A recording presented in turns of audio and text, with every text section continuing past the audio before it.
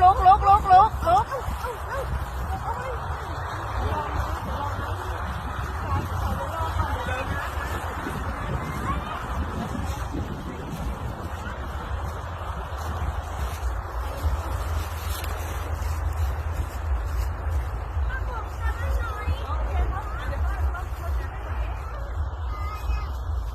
ป้าเล่นกี่อันเนี่ย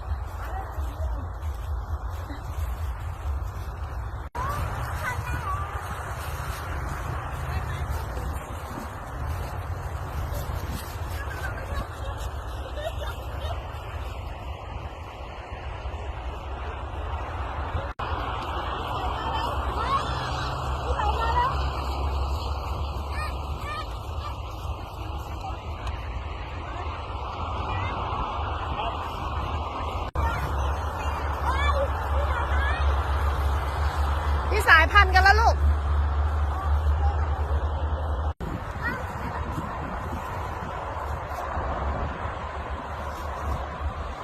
ต่อสู้กันในล่า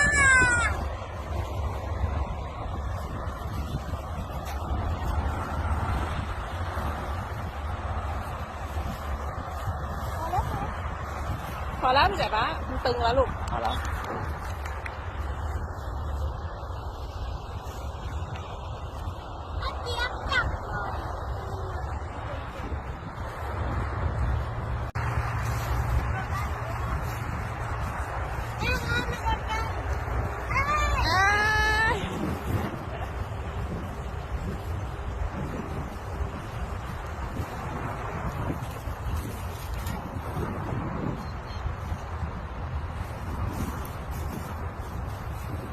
เอายุ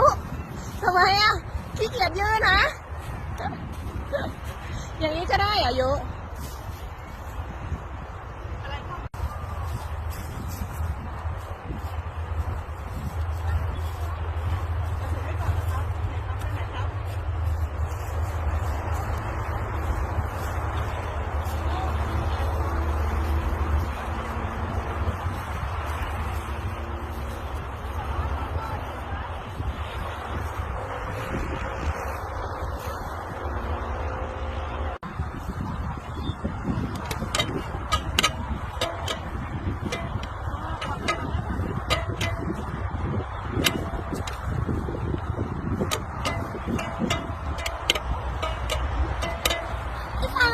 เป็นนกหวีด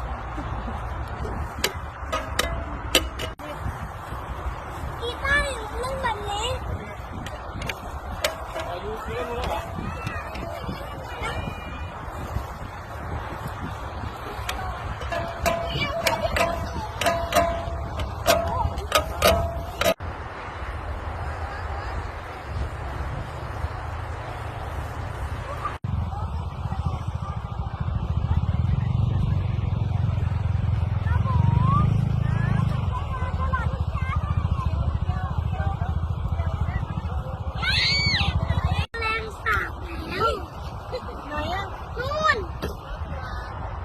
ตัวเล็ก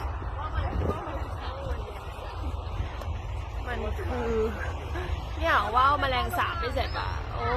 ยไม่ใช่คือว่าวจุฬาไม่อันเล็กๆค่ะเขาไม่ได้อันเล็กหรอกเขาอยู่ไกลกว่าเราเขาอยู่สูงอุ้ยนี่